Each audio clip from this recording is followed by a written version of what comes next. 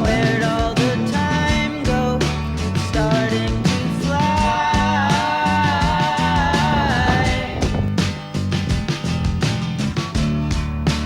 See how the hands go, waving goodbye.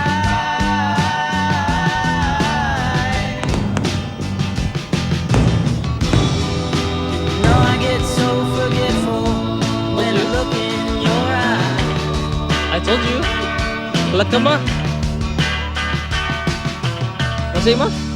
Now she's walking backwards through a parade.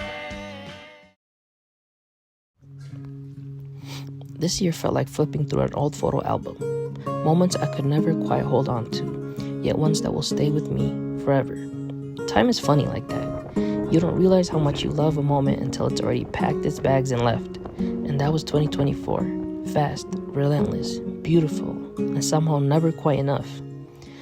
I did a lot. I fought for young people who had nowhere else to turn, stood in rooms I never thought I'd belong in, and even spoke on a federal stage in Atlanta.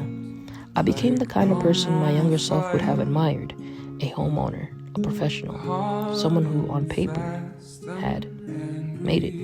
And yet, if that little boy met me now, I'm not sure he'd recognize me. Somewhere between chasing success and proving myself, I lost pieces of what made me, me. And don't get me wrong, I gained plenty this year. A new home, and new accomplishments, a car that actually starts when I turn the key. But for all that I have, there's been this quiet emptiness. It's weird, isn't it? You can have so much and still feel the weight of what's missing. This year made me realize something. Life isn't as simple as we were led to believe.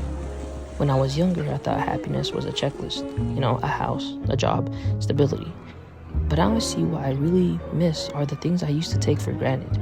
The freedom to dream without limits, the time to create just for the hell of it, the chaotic beauty of my family, the thrill of not knowing who I was becoming, but being excited to find out. I used to think adults had it all figured out. Turns out we're all just kids who got taller and learned how to file taxes. 2024 wasn't just a year of achievement, it was also a storm. There was sunshine too, but storms always leave their mark. Family struggles, old wounds, quiet doubts. I felt it all. And yet, through it all, I learned something. Happiness isn't about what you own or even what you accomplish. It's about living your life. Not the ones you think you're supposed to live, but the ones that you should be just living. I work with people who have nothing. No home, no stability, no nothing. Their struggles don't cancel out my own, just like mine don't cancel out theirs. Pain isn't a competition, it's perspective.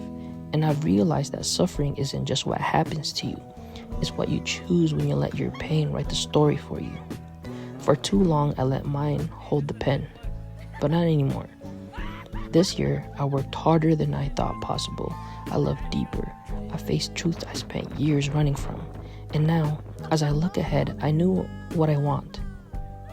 Freedom. The freedom to create, to live boldly, without permission. To be that young boy again, curious, unafraid, and unapologetically alive. 2024 was a year of growth, of reckoning, of rediscovering lost pieces of myself.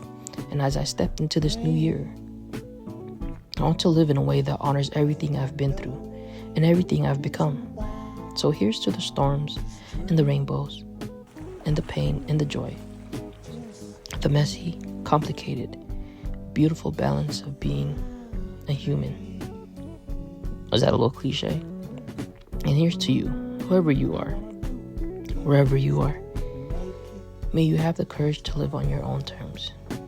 Because happiness, it's not a finish line. It's not something you earn. It's the small, defiant act of choosing yourself every single fucking day.